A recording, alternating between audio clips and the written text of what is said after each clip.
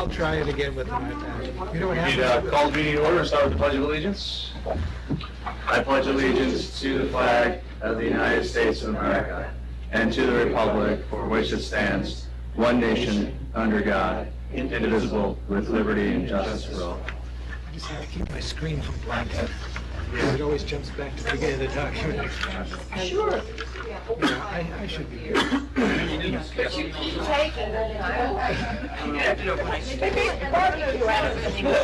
know I'm being inconsistent, so. Well, I only have one announcement, which was just to mention the community unity letter that went out on Friday from Chris Harrison, Superintendent of Schools, Catherine Palmieri, School Board President, Mike Cerrone, Chief of Police, Joe Archino, Superintendent of Parks, Tanya Hunt, and Allison Felix, the IS-CAB co-chairs, and myself.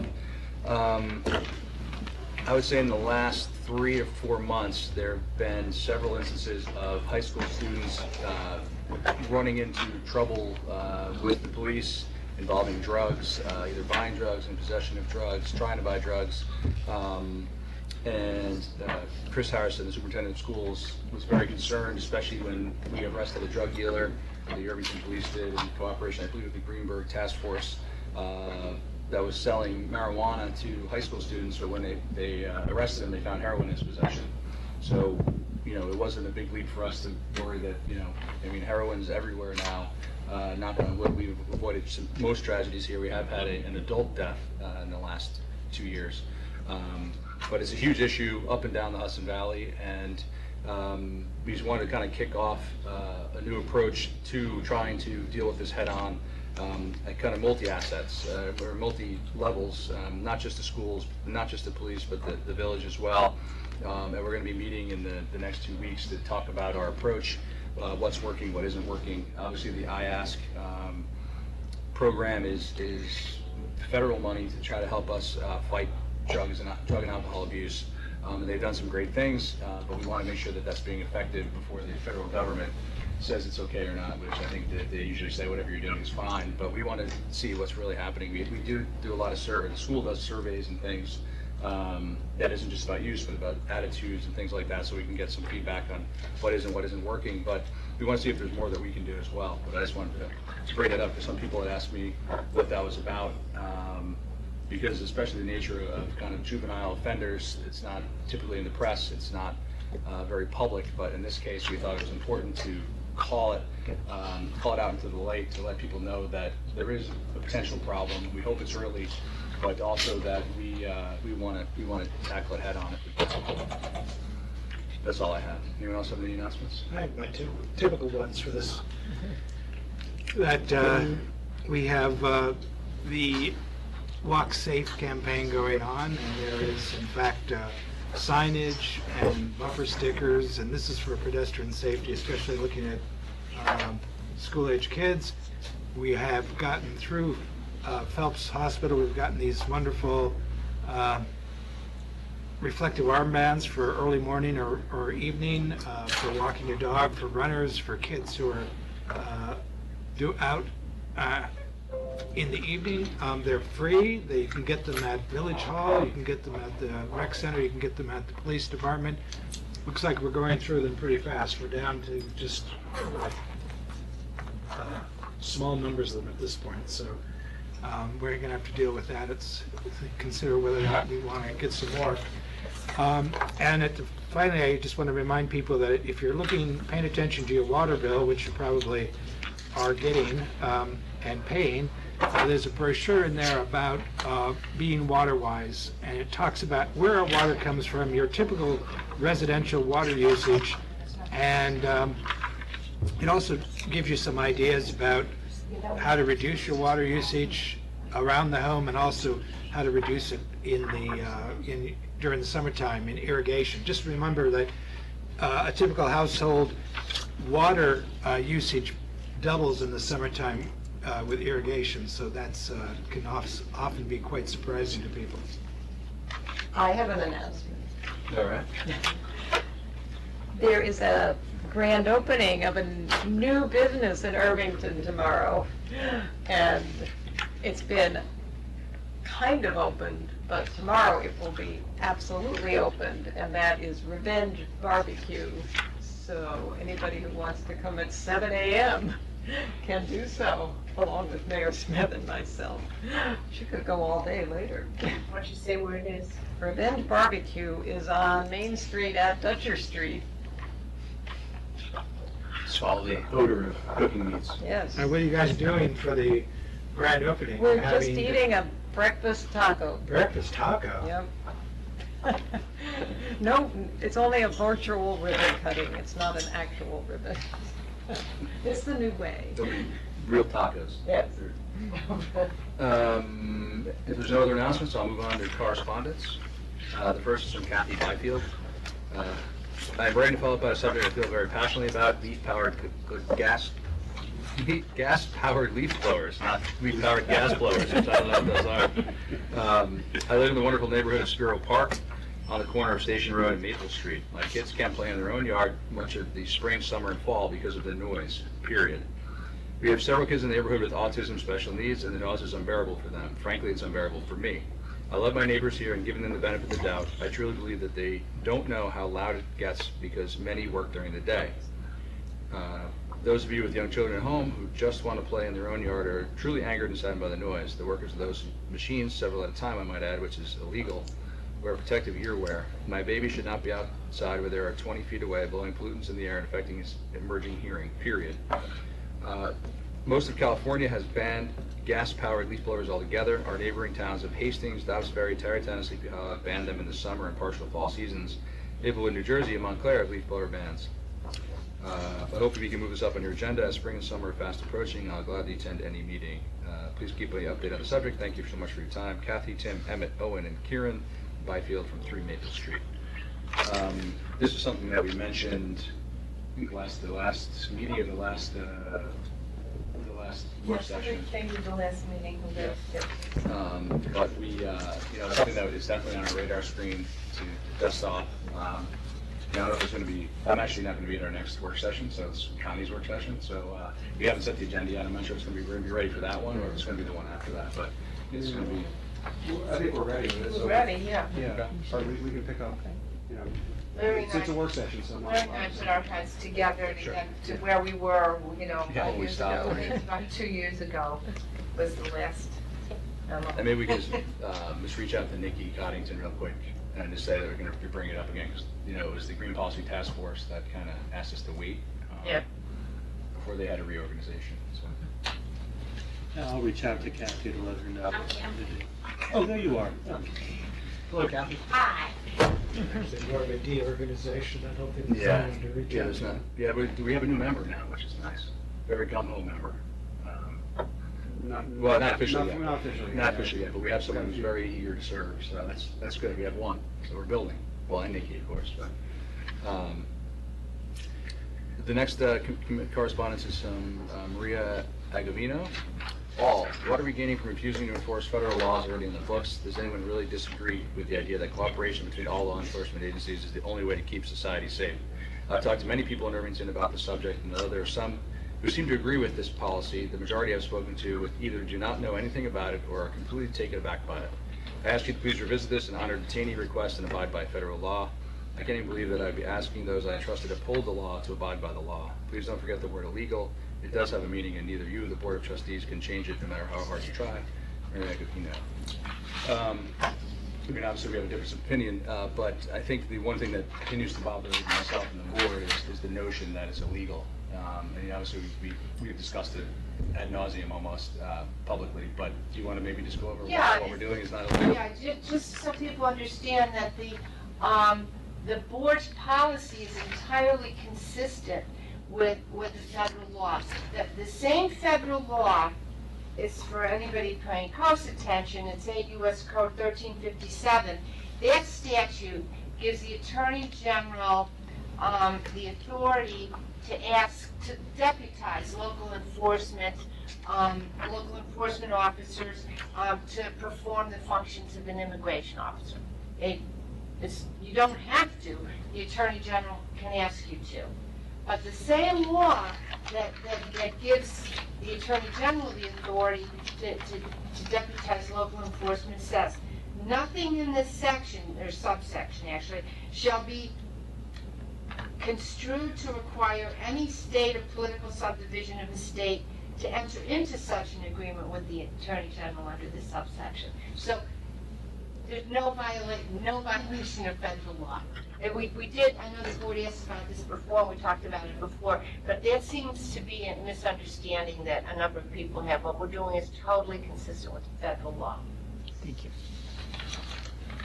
And then the last bit of correspondence is from Lori Regan, who is also against our welcoming policy. It's a very long letter. I'd like to ask, just as a board member, since we've heard multiple times and have gotten multiple emails over and over that are quite extensive, that maybe you just summarize the tone of the letter and it's available online. Yes, it's a, yeah. Not the tone, but the message within the letter, and it's available online, because at this point, I'm actually feeling like I need a timeout from hearing more of it. Yes. Thank you. I would say that the gist of it is that she doesn't understand how we can keep people safe with this policy. She talks about the horrendous rape that happened in Maryland, and the person who was released from Rikers Island that was a gang member, and that she doesn't believe that anyone here is afraid to talk to the police because they spoke to me about it. Once again, please let me know how the police are going to keep us safe and avoid a repeat of the Rikers Island incident or any number of others that involve illegal aliens who have raped, murdered, or otherwise harmed innocent citizens of this country, as well as why I prioritize the handful of busboys over the valid concerns of legal tax-paying Irvington residents, given the dangers of this policy poses to our lives and property. Only by ignoring all the horrific incidents can you argue there's no potential danger to policy. I don't have much to say. I think that there's a lot of citizens who do horrible things. There's actually a lot more citizens. Our police are going to enforce the rules just like anyone else. The only difference is they're not going to consider immigration status when they're enforcing the law. The detainer requests, if they're lawful, will be honored, and if they're not, you know, it's not even lawful, but if they have a warrant. If there's a judicial warrant, yeah, Yes. they will be honored, yeah. And the other reasons that are outlined in the policy. I'm very confident that it covers the vast majority of concerns. And, you know, there haven't been any detainer requests to our department, so no one's any less safe whether they agree with our policy or not. You know, but I do feel that people are more likely to come forward to the police whether they need help or they see something, regardless of their immigration status, which I think does actually make us safer. So we haven't declined any detainer requests, and we haven't received any, and yet I think that, you know, people have the message that they can come talk to our police about anything at any time. So that's all I'll say about that for now. I kind of agree with Mark. And it is, the full text is available online. Yes. So people know as As attached is- to the back of, to the, And I think even my email to her other email is on there as part of it is anyway. But yeah, there's history there if you're interested in reading the rest of it.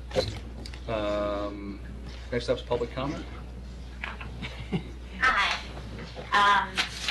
So we already read my can letter. you come up to the mic? Oh, sure.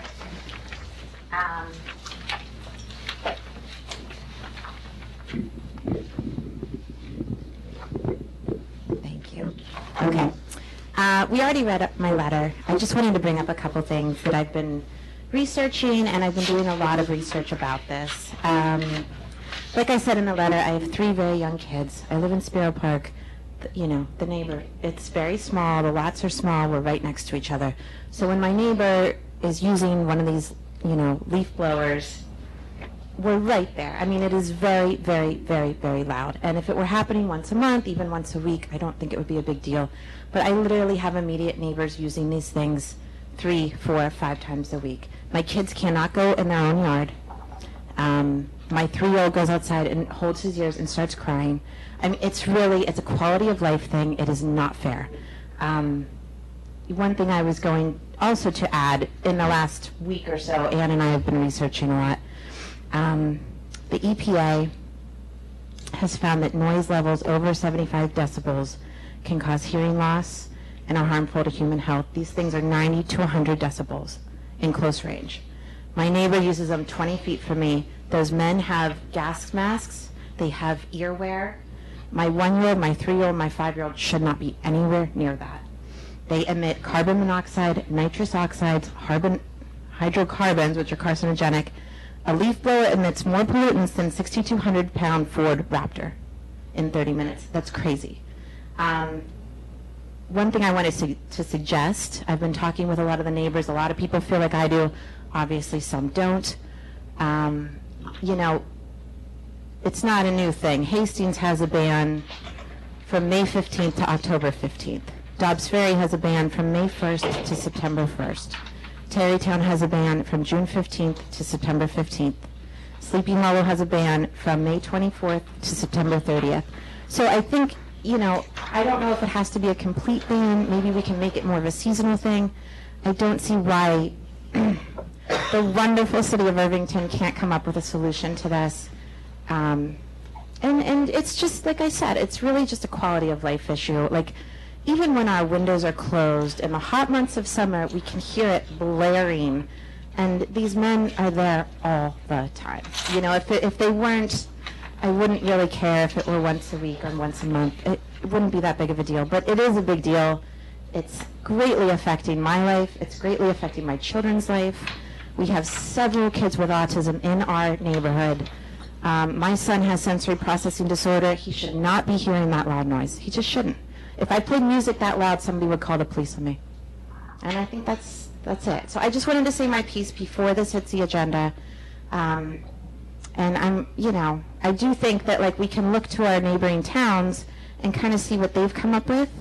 Because I think they're good ideas. You know, I understand doing the leaf blowers in late September, October when there's tons of leaves. Like, I get it. But in the summer, I mean, you're just blowing grass around and the pollutants are coming up. It's horrible for asthma. It's horrible for kids, you know. And the EPA says so, and we should abide by that. That's just my feeling. Connecticut has banned them all together. California has banned them all together. Like, this isn't like a brand new thing. So that's just my piece. So Brian, you were saying this would be on the agenda next Wednesday. Next Wednesday. Yeah, we had, I think we told you the history in one of the emails. We had drafted laws. We actually got up, I think we're all the way up almost to a vote. Mm-hmm. And our Green Policy Task Force asked us to hold off, and they were going to look at it and tweak it. Just the actual rule? The actual law itself, yeah. Gotcha. It had some input from an environmental standpoint. I think they were concerned because you had just started the new leaf policy. Yeah, we had started bagging. I mean, it seems to go hand in hand with the leaf policy. But I think they were worried that if we got rid of, there wouldn't be as much compliance with the new bag-only policy if we got rid of the leaf blowers. And I don't know if there's anything more than that, but they asked us to hold off until. That's basically it. That was it. So. I mean, the other thing is, you know, it might not be quite as efficient, but there are other means to take care of your leaves. You know, like we're on quarter lots. I mean, you know, if I had like a 3-acre lot and my neighbor was using this, it wouldn't be quite as. But everybody in town here lives right next to each other, which is the beauty of Irvington, to be honest. We love our neighbors, so you know, it's a touchy subject. And I don't really want to, like, upset my neighbors who have been there for years and years and years, but it is a quality of life issue for me. And that's all. Thank you very, very much. Thank you. Come back next meeting. Okay. If you can. That's hard with 3 young children sometimes. Do you want to say something? Hi, my wonderful neighbor, Ann. I'm Ann Altman.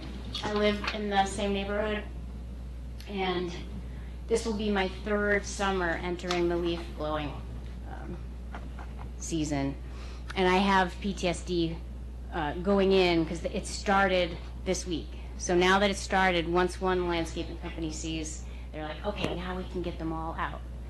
So I applaud Irvington's sanctuary city status. That's wonderful. That's legal. We should be doing that. What is illegal is the gas-powered leaf blowers. So, and I'm not sure what the noise decibel limit here is in Irvington, and when you're breaking the law, what that is, I'll find out.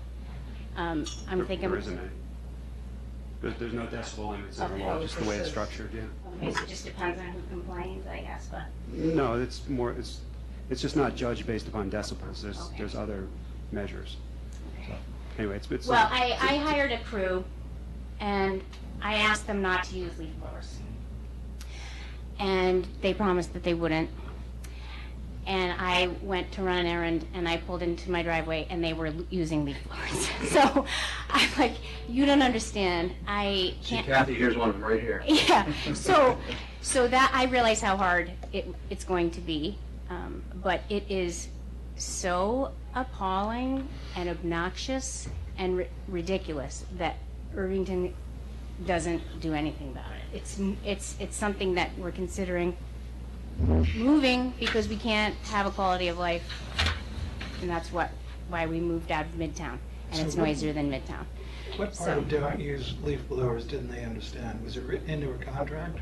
Don't you have a yearly contract or Oh, something? no. I don't come from, we're not of that type of means. I hired a crew who would come and do a fall and a spring for me. A lot of companies wouldn't work for me because that's not enough business. Yeah, that's what I was wondering. So,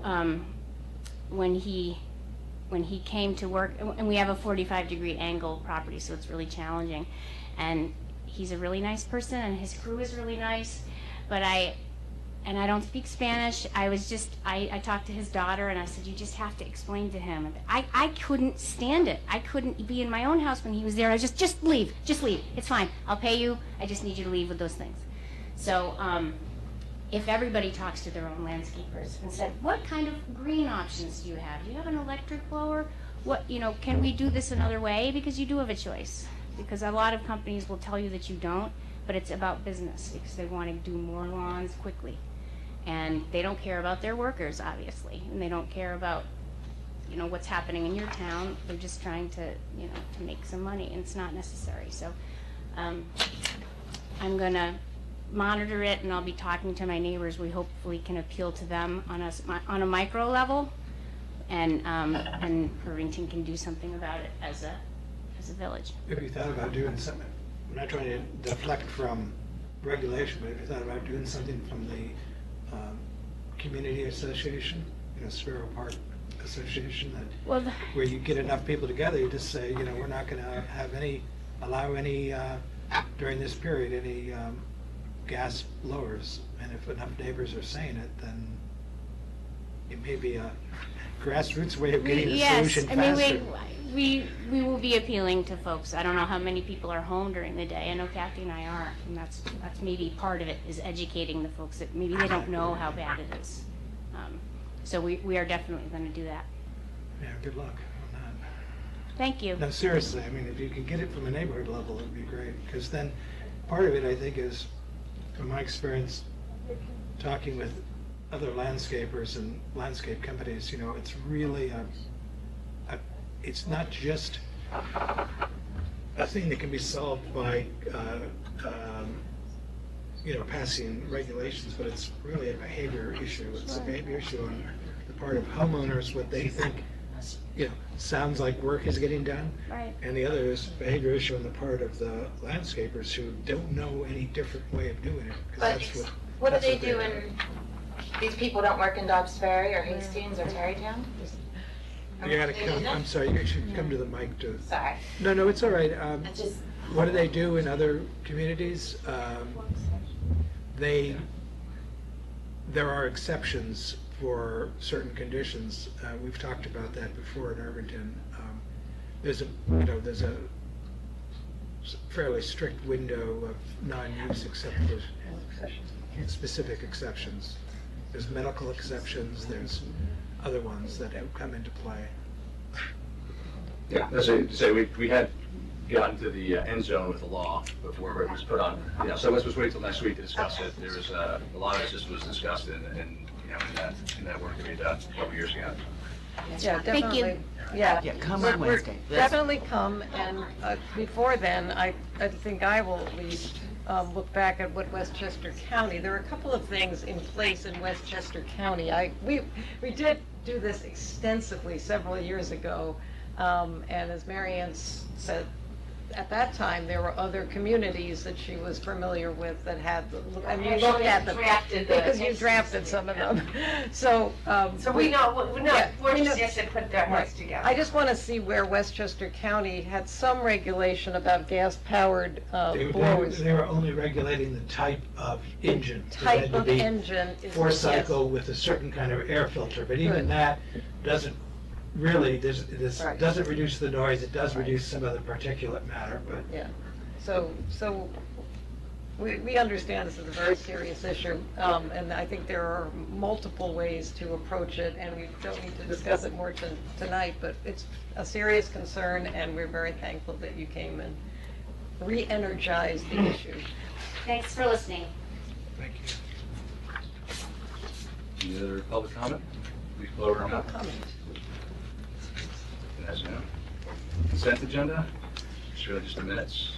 I didn't see anything that's stuck out. Otherwise, I'll make a motion to approve the consent agenda. Can I have a second? Second. All in favor? Aye. Next, I will make a motion to open the public hearing to consider the 2017-18 operating budget. Can I have a second? Second. All in favor? Aye. Well, we've obviously had our last regular meeting on March 20th. We presented the preliminary budget. We now have the preliminary budget here to have our first public hearing. I only received 2 emails about the budget so far. One person was lamenting the loss of fireworks, and the other asked us to consider putting in some money for Halsey Pond and specifically the tea house, which we said we told them that we would consider that as part of the capital budget, repairing that. So those are the only 2 pieces of information I've received. Obviously, I think we've spoken about this quite a bit. Our budgeting process isn't really just the time of the year anymore. It's really a full year process where we ask the department heads to look at their budgets as things occur and look at ways to save money. I think this year was probably the best example of everyone kind of pulling together.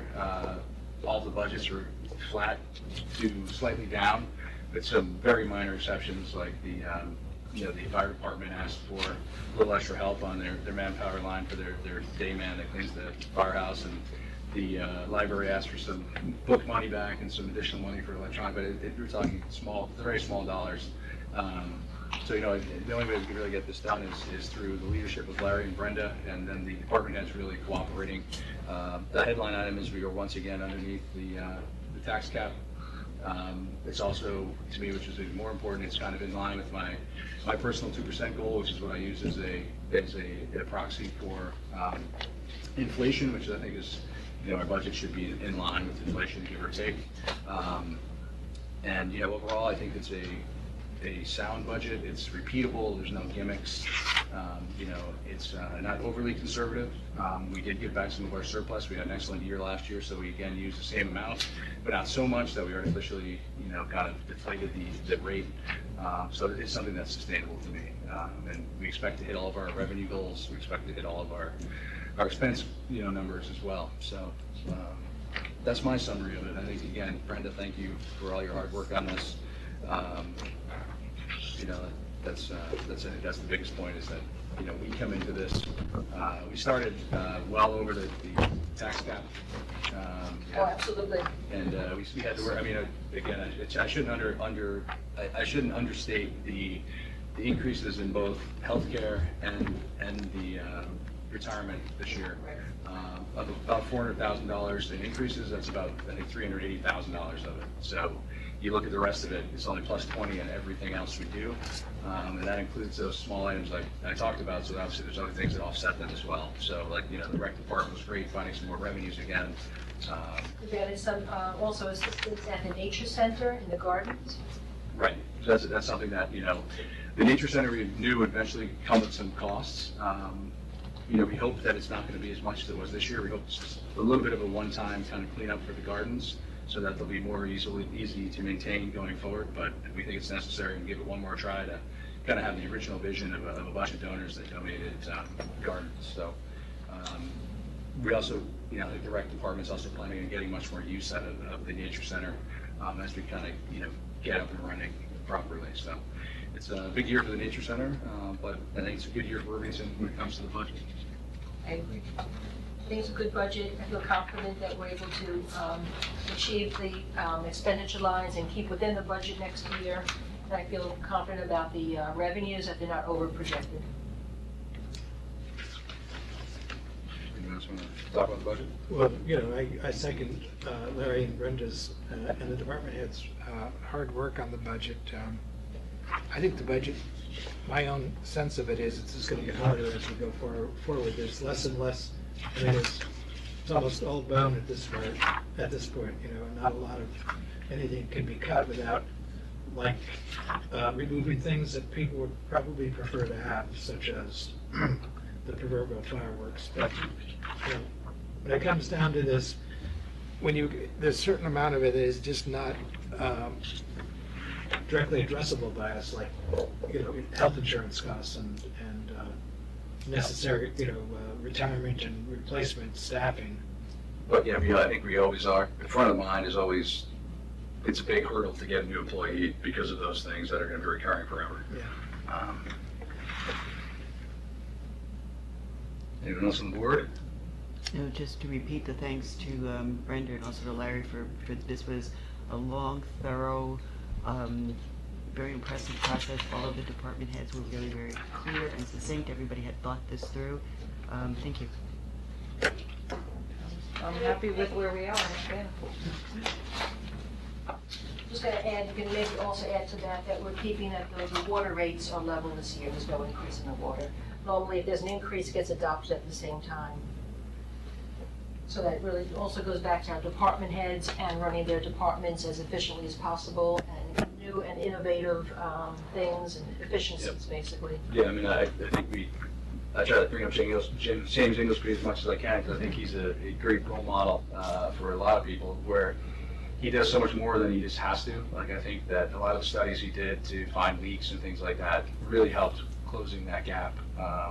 Again, in 2009, we kind of faced a almost multi-million-dollar deficit in our water fund, which kind of, cast a shadow over all of our finances. Even though we had enough reserve in the main funds, it still, A, didn't feel good, and B, I think that the credit agencies looked at that.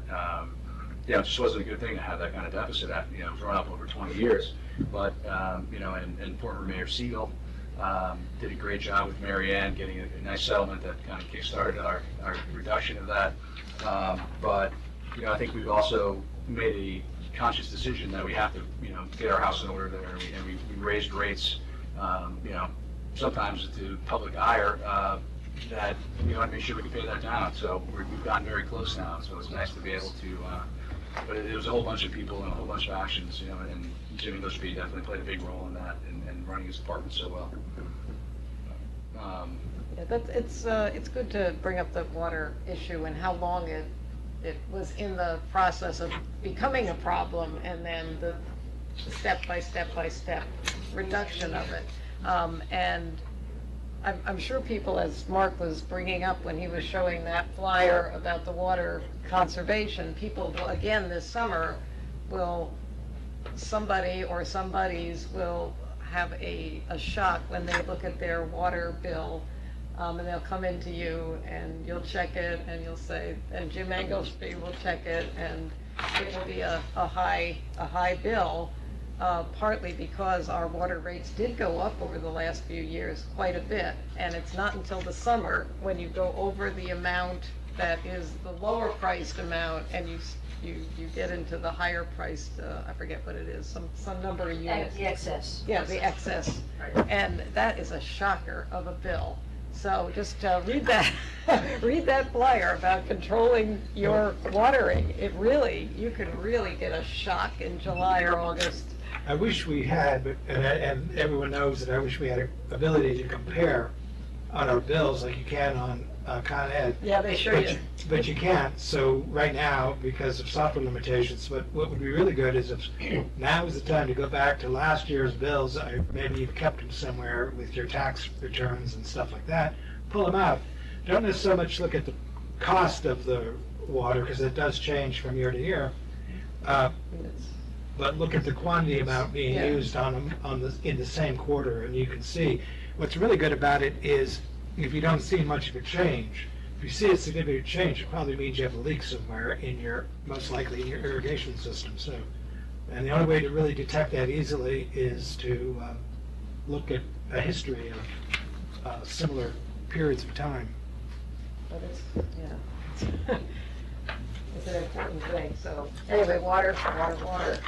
Anyway, I'm fine with the budget, and it's, Yes, a solid, good budget. yep. Larry's not saying anything. Yeah, well, I mean, I would just say that this was my first budget season, and I came into it really wanting the fireworks to be able to stay, having been a resident for so many years, and from my kids going down and now going down as an adult and just enjoying it. But when you look at the numbers, they're so stark, and there really wasn't an argument that I could make that really would allow us to leave that kind of dollar figure in the budget. I'm happy with the way it's worked out. I'm satisfied with what we have, and I think we can maintain this.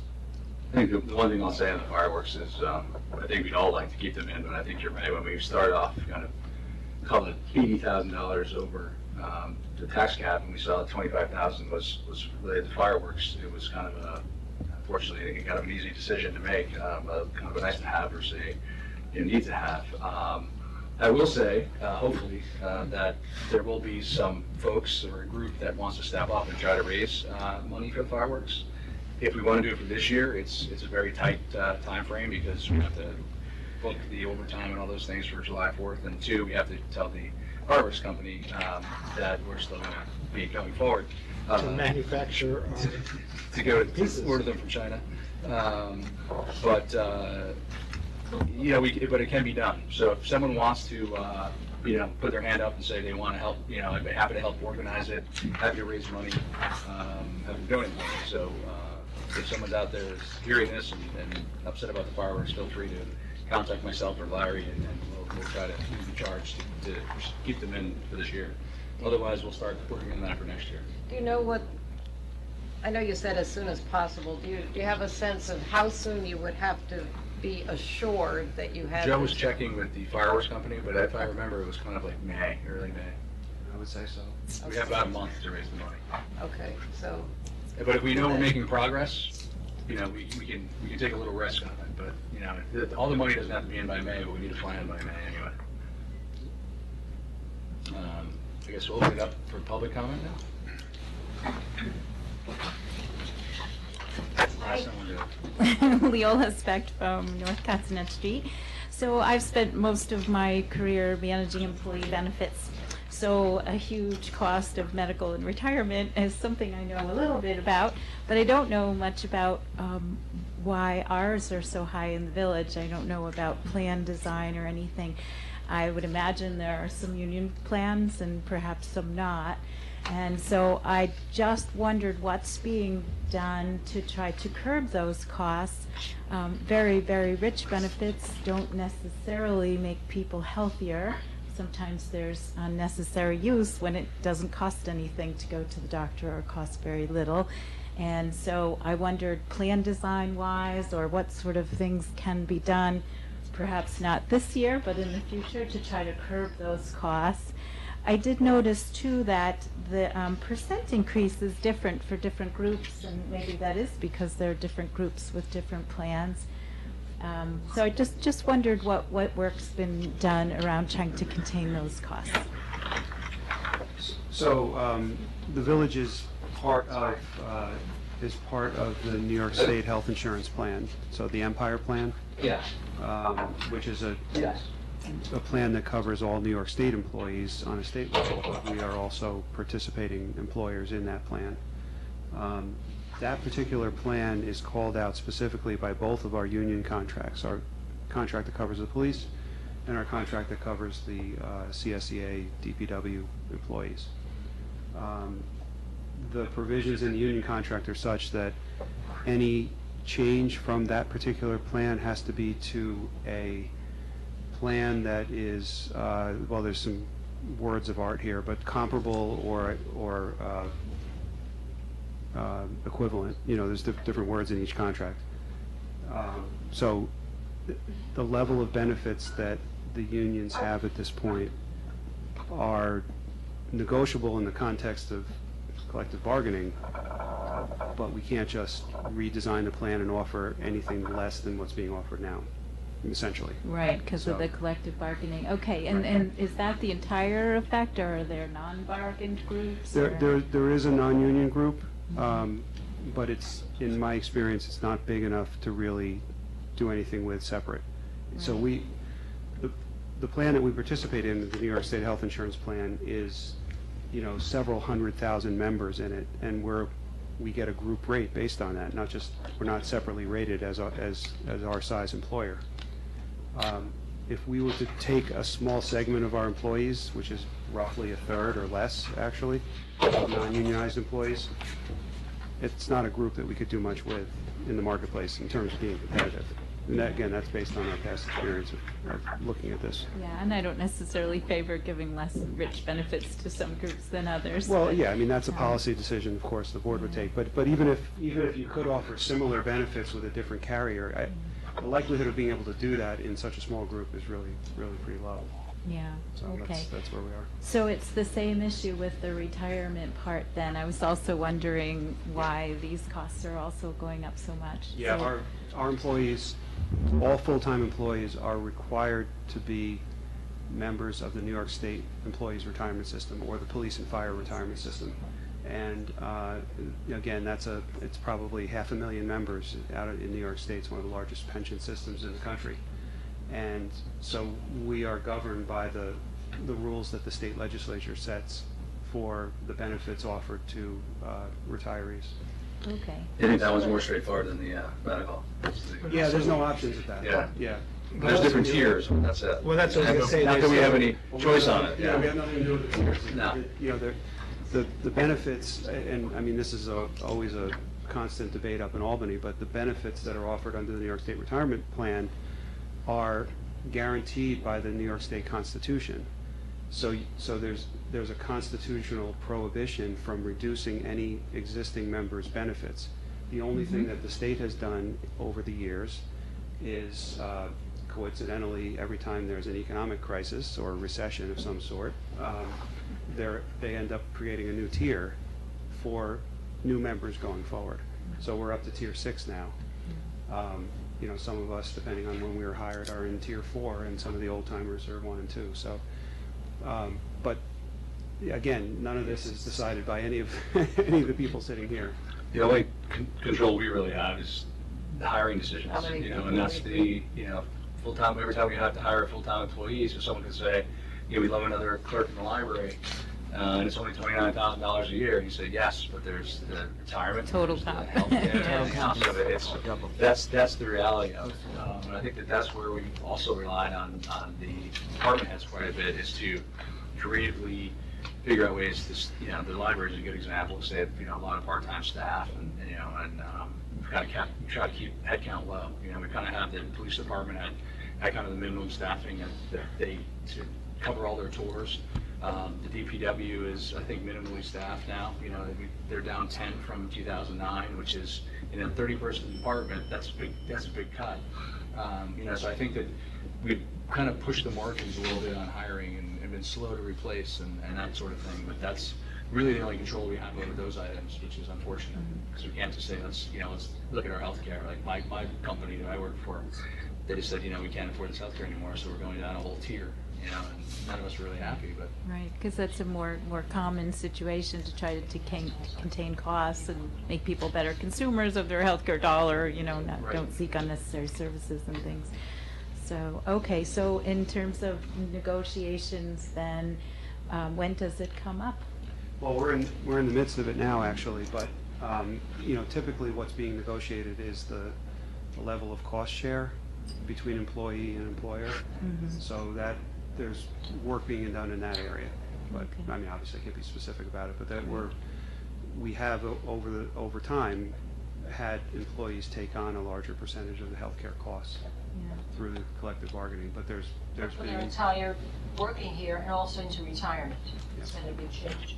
yeah, again, the difficult part about the healthcare group, if we thought that it was a good idea to take all of our unions, our 2 unions, and all of our non-union employees, and even put them together in a group. I mean, we're under 100 employees here. We have, you know, whatever it is, 60 full-time employees. So it's not a big group. And to think that we're going to be competitive in the marketplace compared to a statewide insurance plan is it's not likely. You know, and if it is competitive, it's only going to be competitive for a short time. You know what I mean? It's, Yep. and Right. so, you know, it's not that it hasn't been thought about, believe me. Okay, and yeah, I don't want to be a meanie. I think there is a balance between, you know, fair benefits that keep people healthy, that keep, you know, costs contained for the employee and the village. But, okay, so do whatever you I can. just want to point out also, the increase this year, a lot of it was additional policies, because people were retiring, and we were anticipating replacing those positions. We had to add policies, so we're anticipating to add some policies next year. So it's not totally driven by an increase. The retirees are going out. But they still have a and they legacy retain their health cost. insurance. Right. And then you have new employees to replace them. So we haven't increased head count, but you've increased policy count. Oh, and that's a major part of why it's increasing.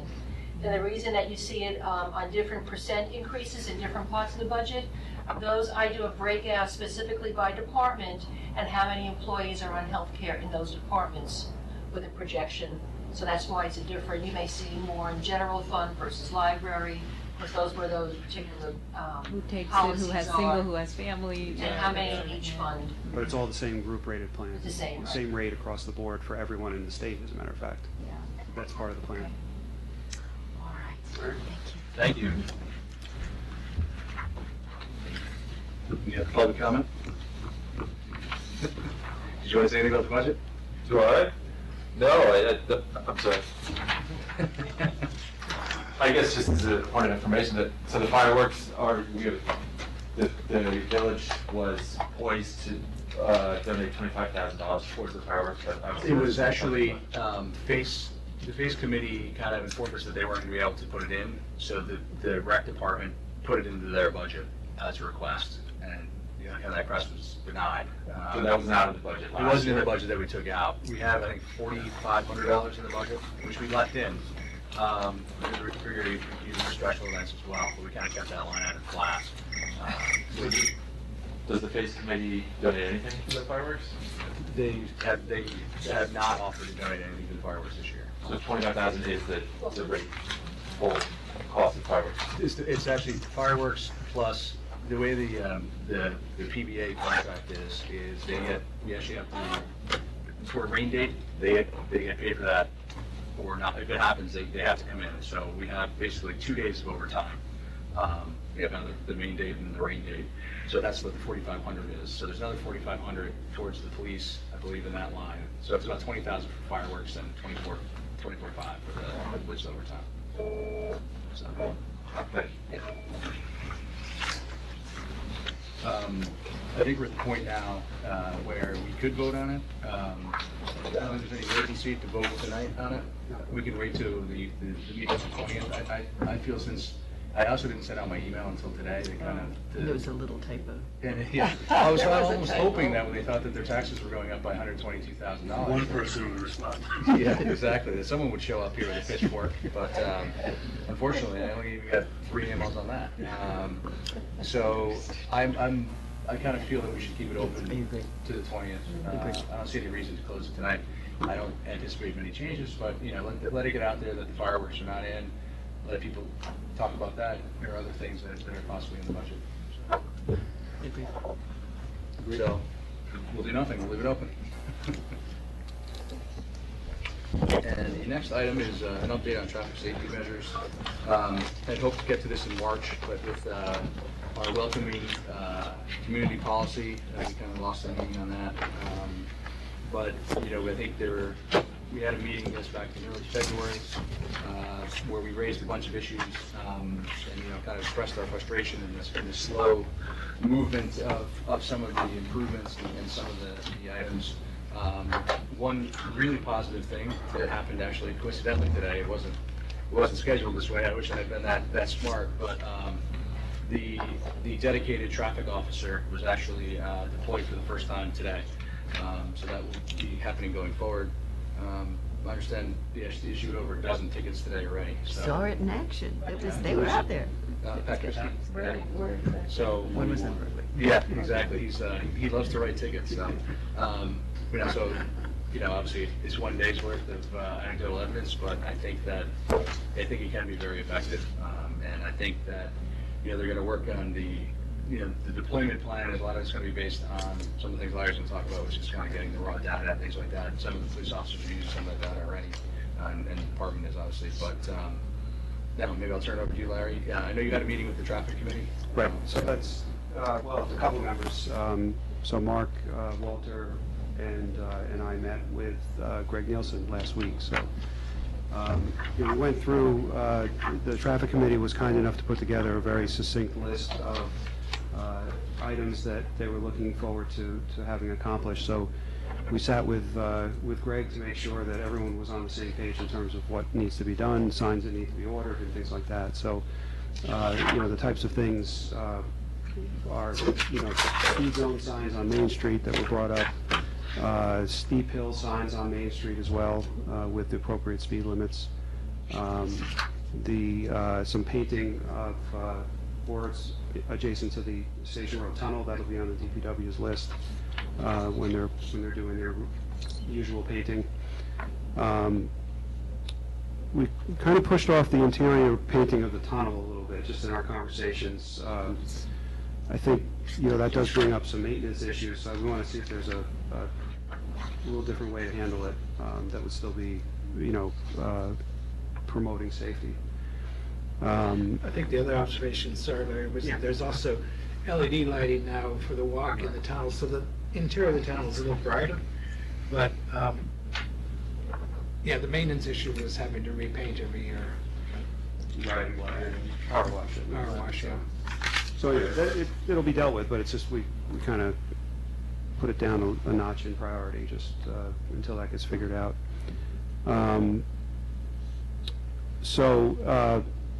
Let's see. We did talk about the freshening up of the crosswalks on Main Street. That's again in the normal course of business for the DPW. We did talk about how to handle.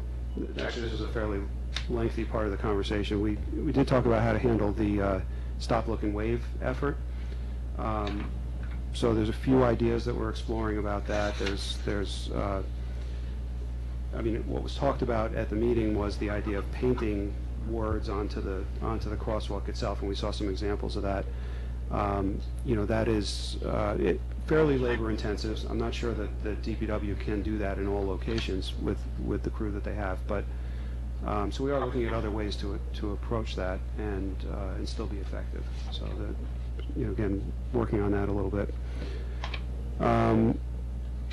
Let's see.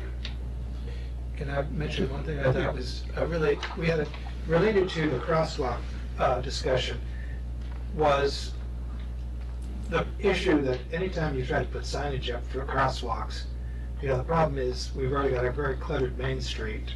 We're talking mainly about Main Street in this context right now. And so cluttered in terms of signage. It's hard to see stuff. Signs can't be out in the middle of the road because the roadways are so, the lanes are so narrow and so forth and so forth. Now, the traffic committee had mentioned this in the past, had shared some information amongst themselves, but Walter brought forward a really interesting product that they're using out west and they use around in other places in the country, including in the snow belt, which sticks a line of yellow LED lights along the crosswalk itself facing traffic. And they're sunk in, so that they're facing this way, but they're below grade. So they're aimed right at where a driver would be looking, so that when they are triggered, they flash basically it flashes a line of yellow lights across where the crosswalk is, and it's very attention-getting. So, there's various ways to implement the triggering. You can have it. The simplest way would be to have it by a push button, like you see up at the top of Main Street. You push the button, and immediately the lights start to flash to the drivers. And You know, on one level, although it might be a little bit more expensive, of course, than just a paint job somewhere, it's also one of those things you would install and hopefully would have longevity. They're supposed to be snowplow safe, and it would really, really, I think, it would be pretty astonishing about the impact it could have on drivers, because there's no way you could miss that. Yep. So one of the things that I want to look into now that I have the product information that I think Walter forwarded. Yeah. Is the idea of possibly incorporating that into the aqueduct crossing design. We don't, you know, I'm 100% certain that we don't have the money as part of that project and that grant, but the timing might be right to do that for that particular project. And we do have another pot of money that's being used to enhance crosswalks elsewhere, so I think, you know, there might be an opportunity to do that. So we have to look at the costs and all that first, just to see before we make any decisions, but that's...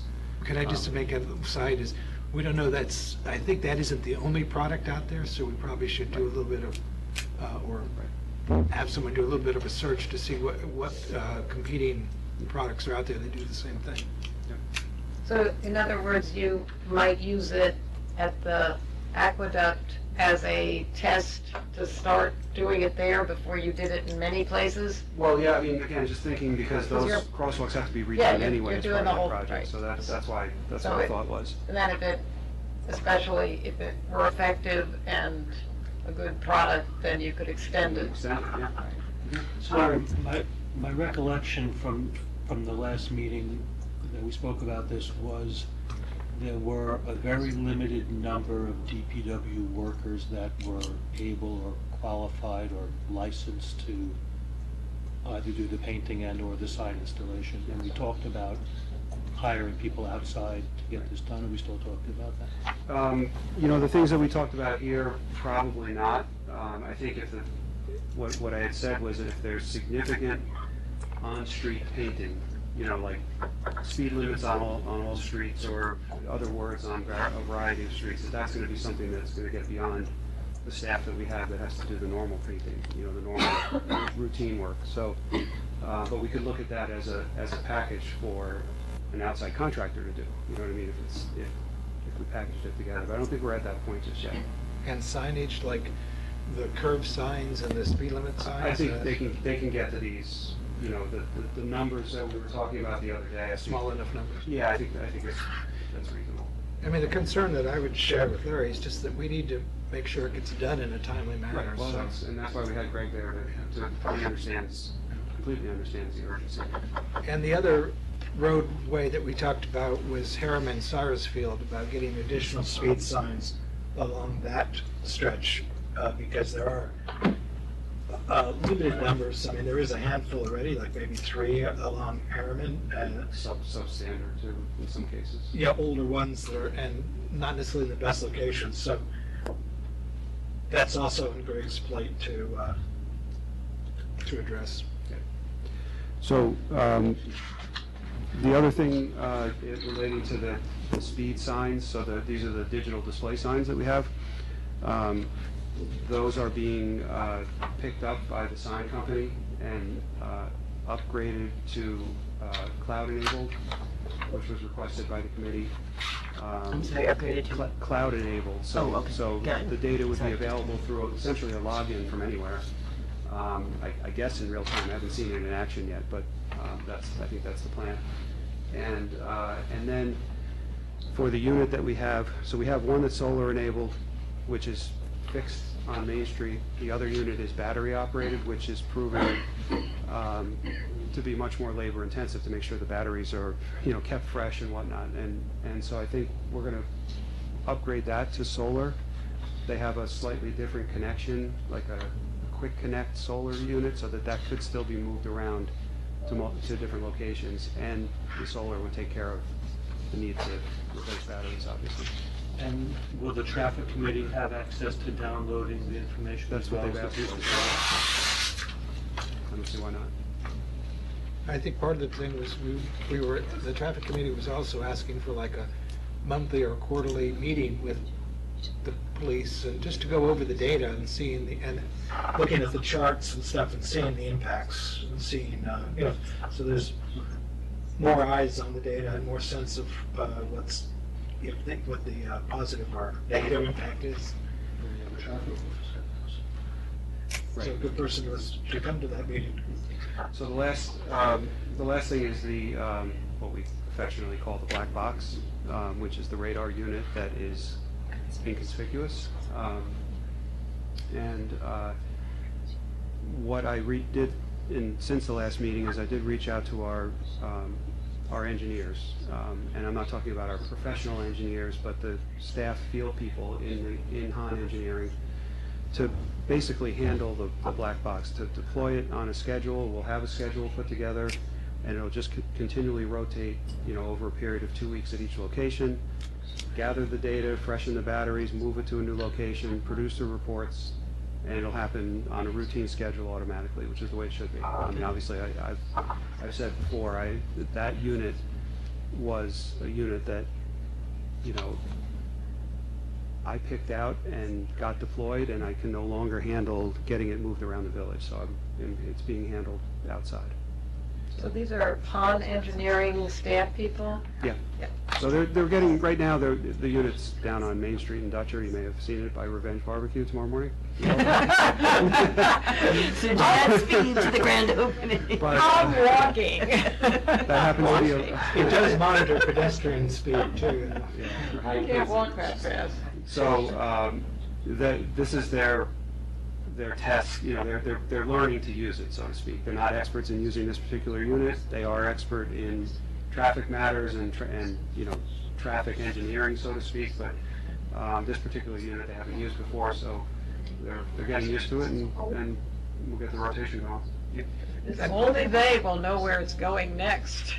Well, I mean, we do have a suggested schedule which would move it around every, 3 to 4 weeks to another location, kind of round robin in the village to collect data. I think, Larry, you might be mentioning this, but I just want to bring up that we felt strongly recommend again that we need to look at perhaps get a third speed limit radar sign.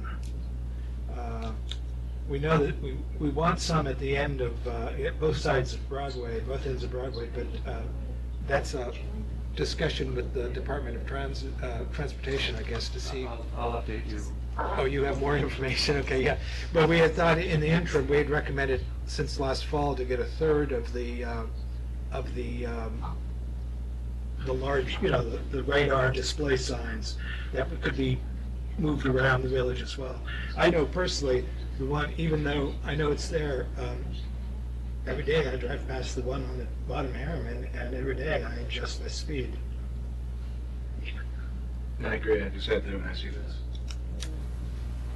I'm not, I'm not getting used to it. I'm just, it's just. It's still reminds you every day, yeah. Sounds like a lot of good things we covered. Do we want to move ahead on this? It looks like it really did. Excellent. Will we, not to be too much of a scold on this one, will we be getting a sense from Greg about when he thinks these signs can be done? Yeah, I can follow up with him. I mean, I think he was, pretty confident that he can get them in quickly. Maybe you could share it with Walter, and he could share it with the committee. Yep, I'll find out for sure. I think it is important to follow up now that we have the traffic officer, in a month or so, and see, what's happening. I won't see the data hitting yet because we haven't collected it, but. Well, we do have one place where we could see the impact, which is Harriman, because we did have the gray boxes out, well, almost 2 years ago, but now we have had the radar sign there for not 6 months, 3 months maybe, 4 months, whatever, I don't know how long it's been there. So, but we might see some trend already with, and throw in a little bit enhanced enforcement. Thank you. Yeah, I think that, hearing how he's being deployed and things too is kind of, will fill in the enforcement plan from the chief. I know a lot of it's going to be based on the data that's collected and reacting to it, but. Well, we were supposed to get we being us and the traffic committee, were supposed to get an updated enforcement plan. So I'd like to ask, as an action item for Larry, if we could get back to the chief and get him to, or whoever it is creating that plan. Yes, because now we have someone being deployed, so there is a plan. Yeah, it's time to actually get that.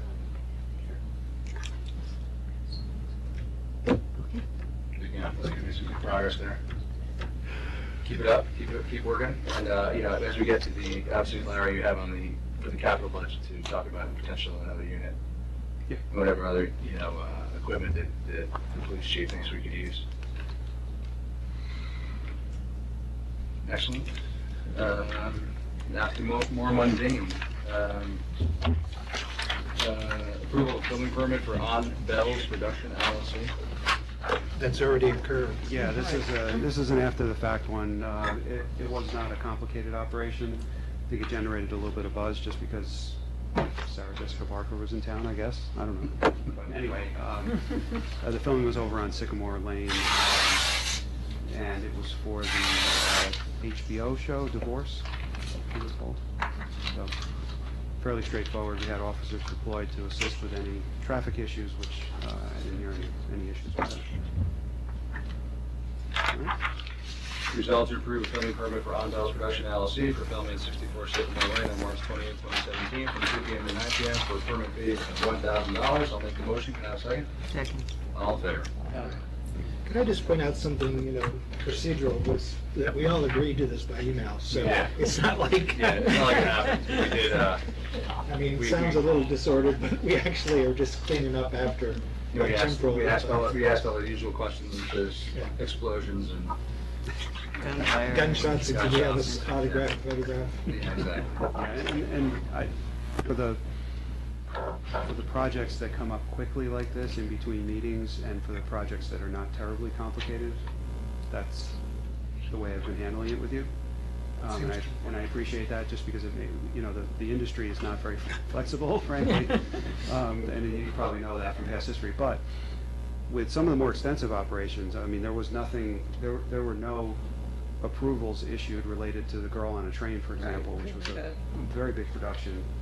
And all of that was pre-planned, and the board was fully aware of it before you had any vote. There was no filming involved. So, the law provides for that, but I appreciate the fact that you're able to be flexible on it.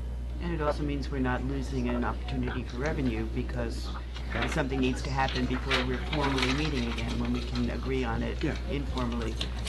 I have to tell you, we have a very strong competitor in Tarrytown. I was just the other day there, and they had a shoot going on Main Street right down from Mint. They do a lot of shooting. They do a lot, yeah. We don't actually look at them as competitors. Actually, we've actually tried to coordinate our assets. So there are times when a film company needs a particular type of a shot, and we happen to have it. Tarrytown doesn't. There are other times where, so we kind of coordinate on things. We don't actually have significant competition over particular film shoots or anything like that. The companies don't give us the opportunity to do that, frankly. It just doesn't happen that way. So you have to remember, this stuff starts from, most of the time when it's on private property, it starts from your residents deciding that they want to rent out their house for this purpose, and then it eventually comes to you. So we just make sure that it happens in an orderly fashion. That's really it. So how does that happen? I mean, just as a side, it's not an Airbnb type of listing. How do they list? No, but they have those types of listings. There are places to list your house for use in filming. Cool. And yeah, I've seen them actually. So. Renewal of the prisoner transportation reimbursement agreement with Westchester County. Very straightforward. The county reimburses us for mileage based upon a certain schedule to transport prisoners that we may take into custody here, that we keep in a holding cell long enough to then bring over to the county jail. And so the county doesn't send out their cars to do it. We bring our cars there and we get reimbursed. It's an arrangement that's been going on for decades. I mean, and the rates change from year to year, mileage rates, things like that, which I believe this one's down a little bit, but that makes sense because the cost of gas is down. So that's basically it. Looks like we just edged over the 1 to 10 mile range into the. Exactly. There's no questions, I'll try my reading skills. Whereas the Village of Irvington continues to transport prisoners to and from the county jail and wishes to receive reimbursement for a portion of the overtime costs associated with that activity. And whereas the village previously approved an intermunicipal agreement with the county, and whereas the parties wish to continue this agreement from January 1st, 2017 to December 31st, 2018, and whereas the agreement has been reviewed and approved by the police chief and village attorney, now therefore be it resolved to approve the prisoner transportation reimbursement agreement between the Village of Irvington and Westchester County and to authorize the village administrator to execute said agreement. I'll make the motion. Can I have a second? Second. All in favor? Aye. Keep thinking, there's gotta be an ice joke in there, but I can't get one. We'll leave it alone. Next is resignation of a volunteer firefighter. Resolved to approve the following members' resignation from the Irvington Fire Company. Will Beasley. I'll make the motion. Can I have a second? Second. All in favor? Thanks, Will, for your service. Now the yin and the yang. Resolved to approve the following new probationary member of the Irvington Fire Company, Keith Ryan. I'll make the motion. Can I have a second? Second. All in favor? Welcome, Keith. Thank you. Next is a award of contract for Station Road Culvert Project 2017-02, also known as Larry's New Driveway. Just want to be able to get over the bridge. I take that's a yes vote, that's definitely one of them. All right, so, yeah, this project, which I did outline to you ahead of time, but this project is one of the first very important projects that we have as a result of our flood study from 2010 or 11, I guess. And, you know, as with any flooding situation, you need to deal with your issues downstream first and then head upstream. And this is the first significant bottleneck along Barney Brook. I know the board members at the time, in fact, prior to the flood study being done, and maybe prior to some of you being on the board, most of you maybe, was out at this particular location during a flooding event. I think it might have been 2007 or thereabouts, and you know, was deeply concerned with what they saw. And there's a very clear bottleneck here. The culvert is significantly undersized and not in good condition. The project ended up being much more expensive than we thought, which I explained to you, you know, how that all comes about. But the flood study did identify these projects and, in fact, did very rough sketches of how projects could be fixed going up and down these streams. And they also did a very rough budget for each of these. So we have taken that and adjusted it for inflation and scheduled it out over the next 10, 12 years, however far our capital budget goes. The problem with doing that, and obviously, you know, live and learn with this one, is that some projects are much more complicated when you're actually engineering it as opposed to when you're just sketching it out as part of a study. So this particular project, for those of you that don't know exactly where it is, but it's right at the intersection of Brook Place and Station Road. And there is no real estate to speak of on either side of the street. The street goes right up to the edge of the culvert. On the north side, there's actually no village property on the north side, and so we needed to obtain an easement from the adjacent property owner, which took a significant amount of effort. You know, and thanks go to Mary Ann for getting all the paperwork in order with that. But we did successfully secure the easement. There's also, and by the way, that particular owner happens to be the ones that are not affected by the flooding in this location, because they are downstream from the problem, not upstream. So the people to the south had no problems giving us an easement, of course, because they're deeply affected by the flooding. The other complicating factor is the fact that there's multiple utilities running over this culvert, including a gas line, a significant gas line. So Con Edison is paying their share of the cost of relocating the gas line over this culvert. So it has to be temporarily relocated, and then the new culvert gets put in and then permanently relocated. So it's a big project. But again, Con Edison's paying that part, but it was still a complicating factor. And that's basically it. This will be in addition to the capital budget. We had money set aside for it. We need more money, as I had said. But it's an important project if you're going to get anything done on Barney Brook, heading on up. And I think we all agree that there's a lot that needs to be done along Barney Brook. Where's the next bottleneck? Do you remember going up? Is it like near It's not by the Hamlin tunnel. Keep? No, I don't believe so. I believe it's Meadow Way. Or maybe just to the west of Meadow Way. Yeah. Yeah. So that kind of flat area there, actually where they're doing that work in the street. Yeah, so Park. Yeah. Yeah. Yeah, I think that's the main area. Yeah, because that area usually is pretty much a lake if it gets really. It's completely flat. It'd be more fun to fix it at the top and let it just go down to the bottom and see what happens.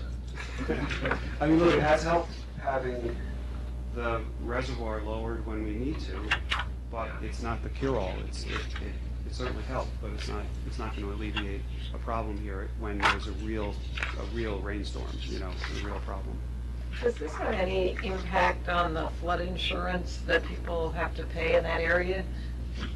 Well, that's just done by flood zones, right? Well, yeah, but the flood zones are calculated by looking at the water flow through this area, and if there's a constriction like this, that's considered, and that's what our engineers did, and presumably that's what FEMA's engineers do.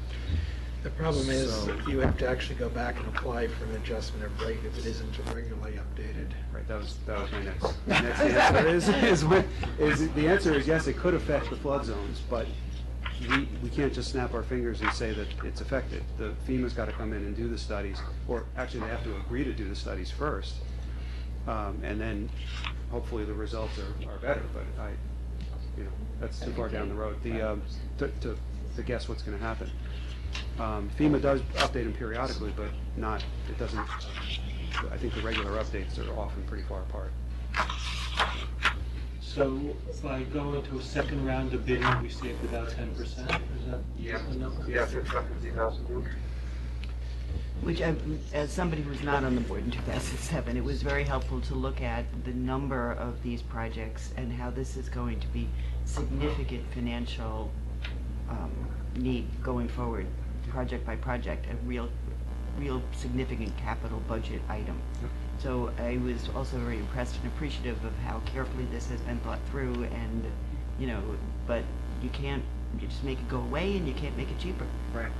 And the flood study, honestly, I don't remember how much we spent for it. It was probably $80,000. It was probably the best $80,000 we spent in a long time. It was a very good study, very comprehensive, very useful. You pick it up, and it's not just words. There's pictures in there to show you where things can happen and where things, and what they might cost, which obviously we have to probably have a little escalator on there for the future, but it's there.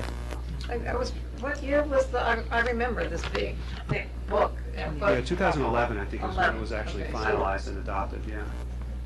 We were here. It also seems like we get a lot more of the 100-year floods and the 10-year floods, so I think that there's an urgency to this, that it's never fun to spend money on a culvert you're not even going to really be able to see, but it's very necessary, and I think it's also fitting with, this board's commitment to infrastructure, and they can't all be, getting cool pieces of land in the woods.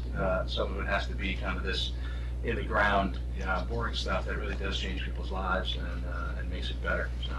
Well, you can see, I just have to tell a quick story about how, I don't know which hurricane it was, but, in the last 5 years, we had major rain event and some of the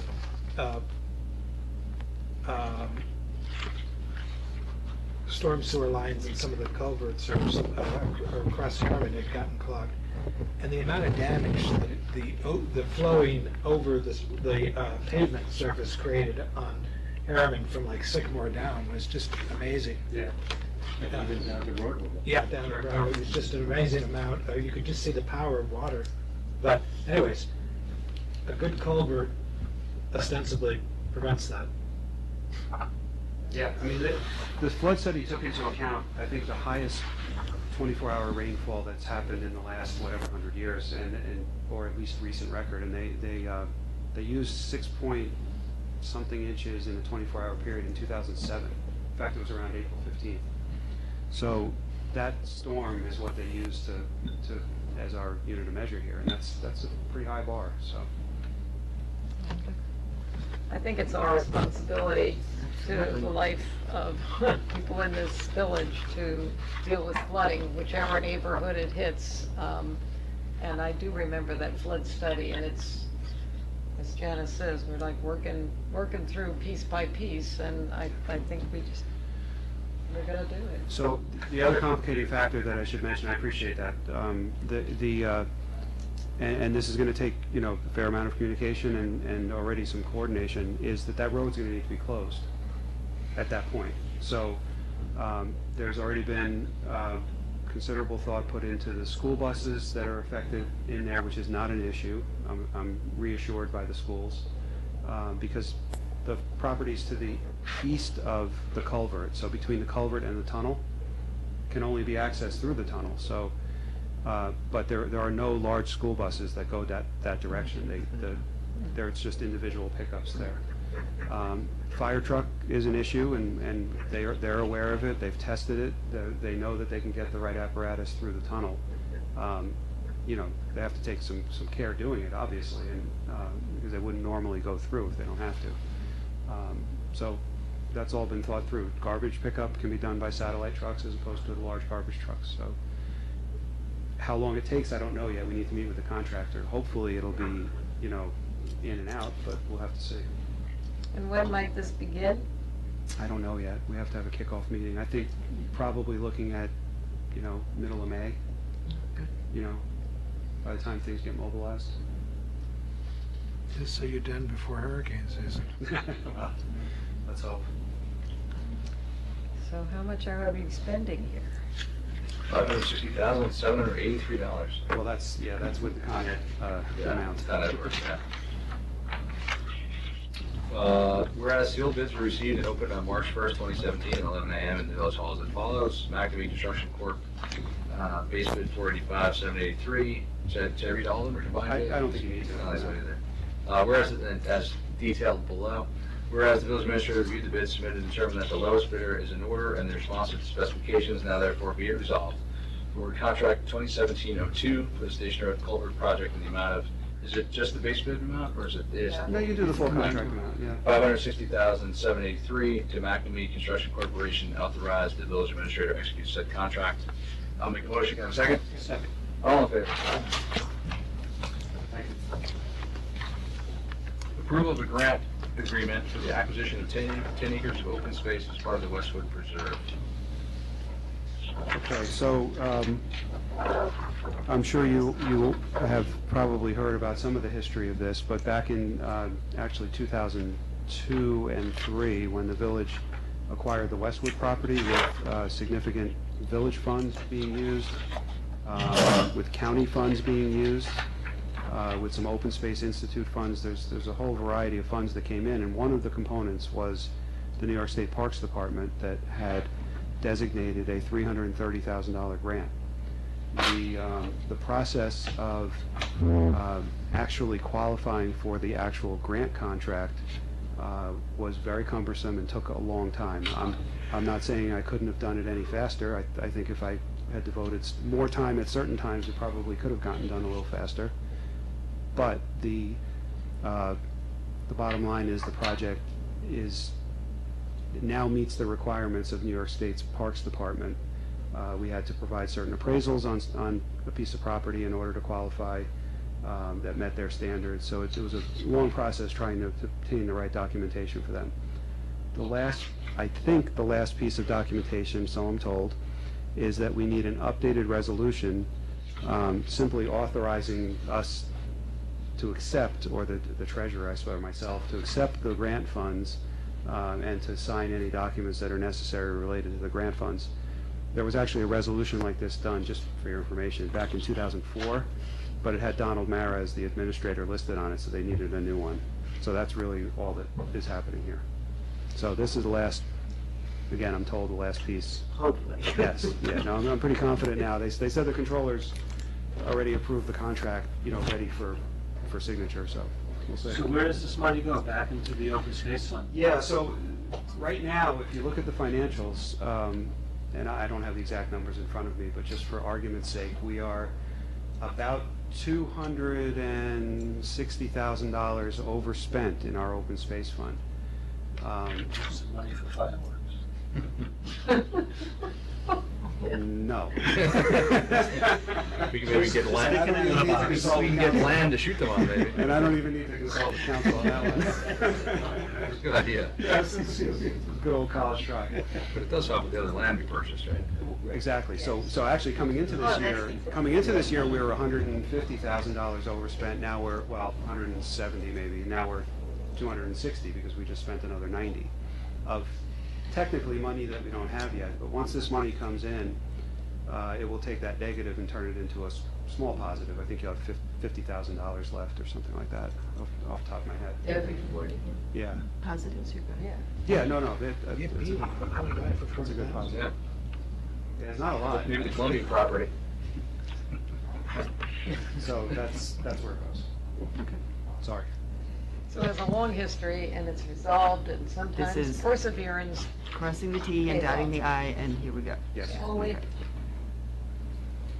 Resolved that Lawrence S. Schaffler, as village administrator of the Village of Irvington, is hereby authorized and directed to accept funds from the New York State Office of Parks, Recreation, and Historic Preservation in accordance with the provisions of Title IX of the Environmental Protection Act of 1993 in an amount not to exceed $330,000 and enter into and execute a project agreement with the state for such financial assistance to the Village of Irvington, the acquisition of 10 acres of open space as part of the Westwood Preserve, and, if appropriate, a conservation easement preservation covenant to the deed of the assisted property.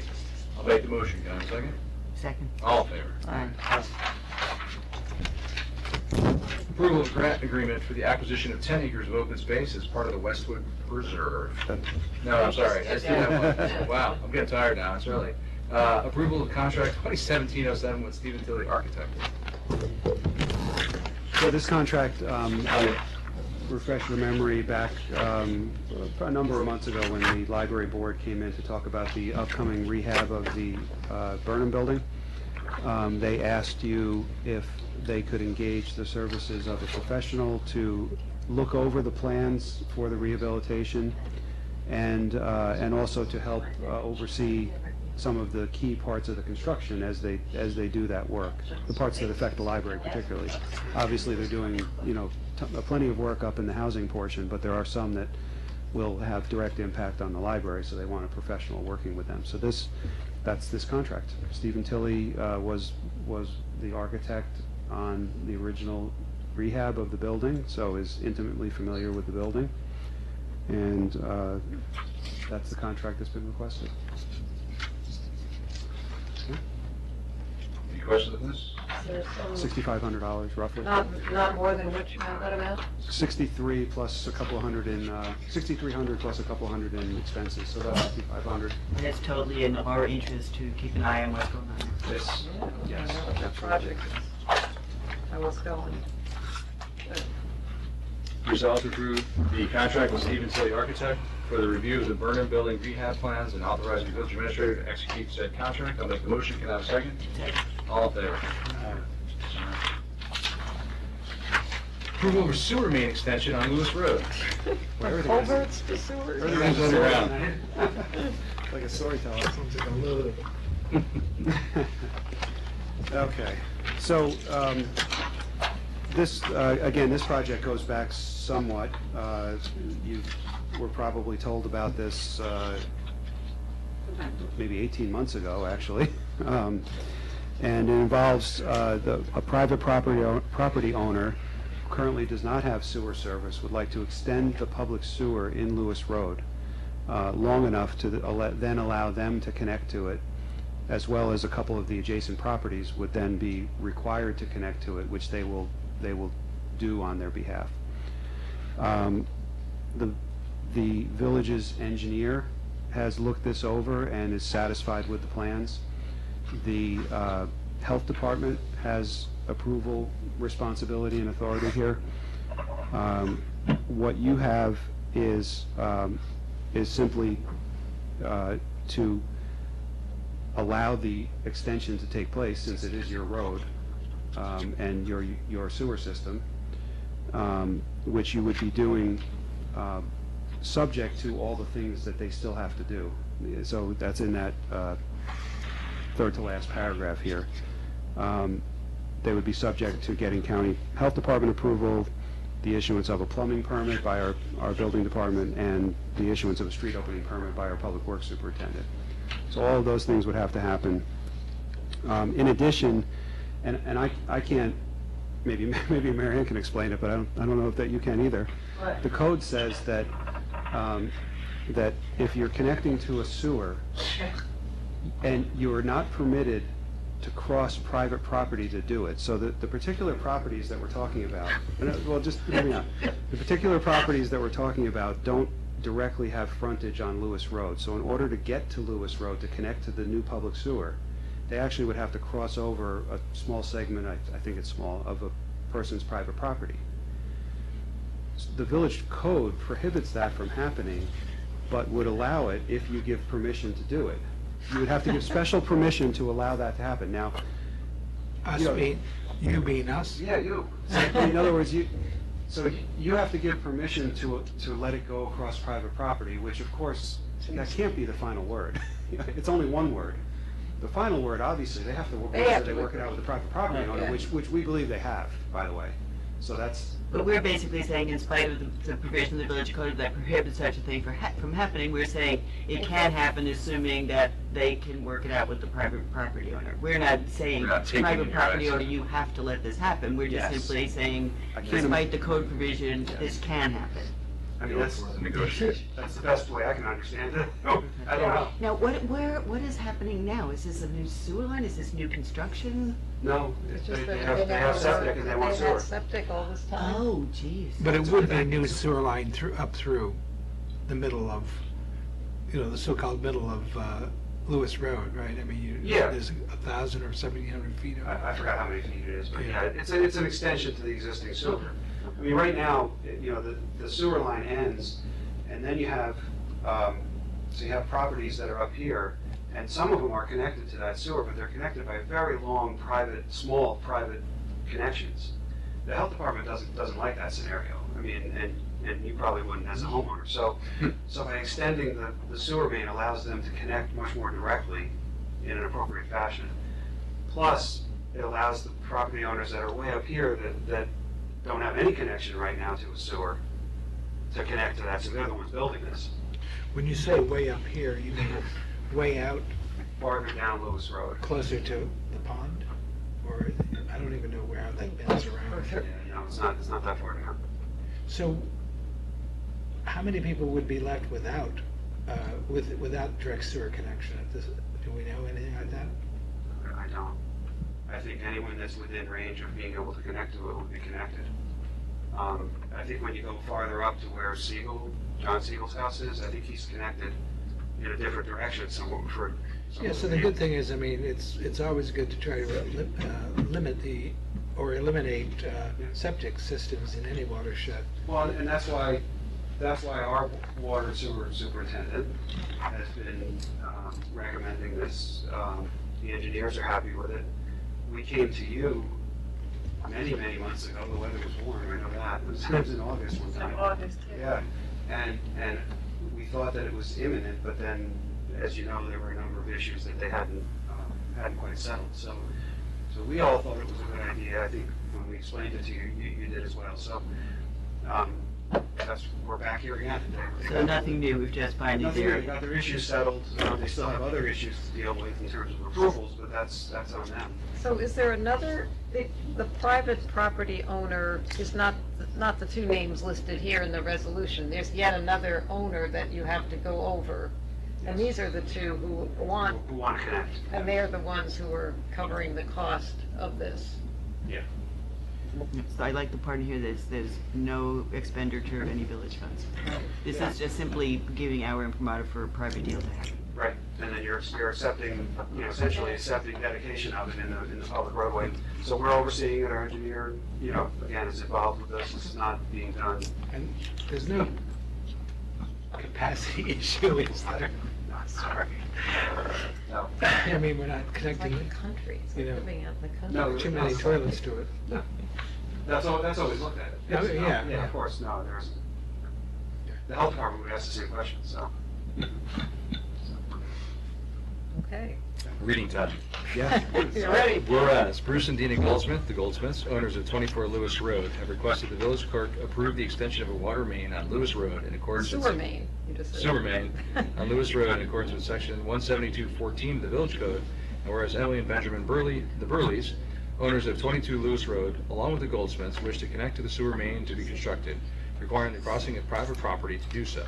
And whereas the cost of the requested sewer main extension will not involve the expenditure of any village funds, and whereas the Board of Trustees has reviewed the preliminary plans and determined that an extension of the sewer main is in the best interest of the village, now therefore be it resolved to approve the requested extension of the sewer main on Lewis Road and private connections to all subject to the approval of the Westchester County Department of Health, the issuance of plumbing permit pursuant to Village Code Chapter 158, and the issuance of a street opening permit pursuant to Village Code Chapter 184, Article 2, and further resolved to grant permission to the Goldsmiths and the Burleys to cross over private property in order to connect the sewer main to be located beneath Lewis Road pursuant to Village Code Section 158.15, and further resolved to authorize the village clerk to issue a permit for said extension.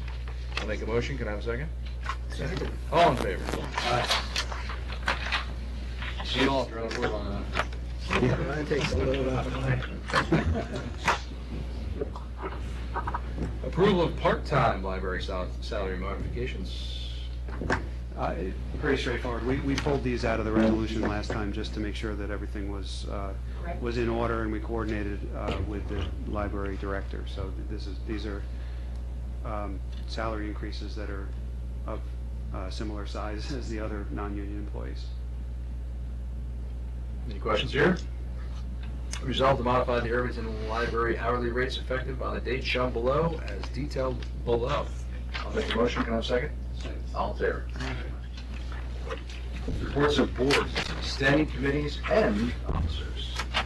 Trustee liaison reports. Yeah, so I already talked a little bit about the walk safe and the armbands and all that stuff.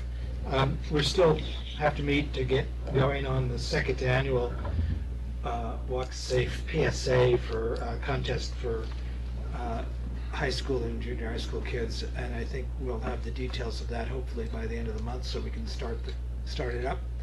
And Tree Commission is they're planning to have a source of seedlings to give out at the farmers market. I guess it's the day of or the day before Arbor Day. I forget. It's right. Yeah, I saw It's that. right around Arbor Day. The 20th, or whatever is the Sunday. Yeah. So the farmers market does on a Saturday, right? I forget. Yes, it's So it's the Saturday, day before yes. Arbor Day, I guess, and they're going to be handing out. I just heard this that they're going to be baby oaks. So that's interesting. You can get yourself a baby oak. In the past, we've given out various evergreens, so this is a little bit nuttier, but it should be nice. And I think that is it for now. I can't really recall what else is going on. Okay.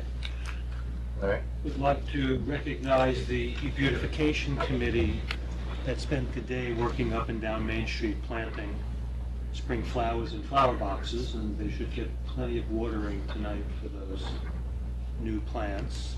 I'd like to give an individual shout out to the members Rita Milo, Ann Myers, Mary Adamovic, Laura Antonella, Pat Manfredi, Claudia Gasparini, and Maria Gillespie.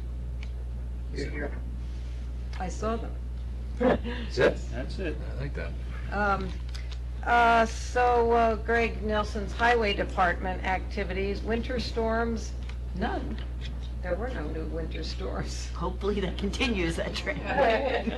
And they were still cleaning up after Storm 11, the one that was 16 inches. Maintenance of winter equipment, repaired a manhole on West Home Place, I walked by that today. Repaired a drainage problem on South Broadway by Ardsley Avenue West, and repaired storm-damaged curb on Gray Rock Terrace, and there was continuation of filling potholes. Jim Inglesby's report about the water department. reading water meters, spring maintenance of water department facilities.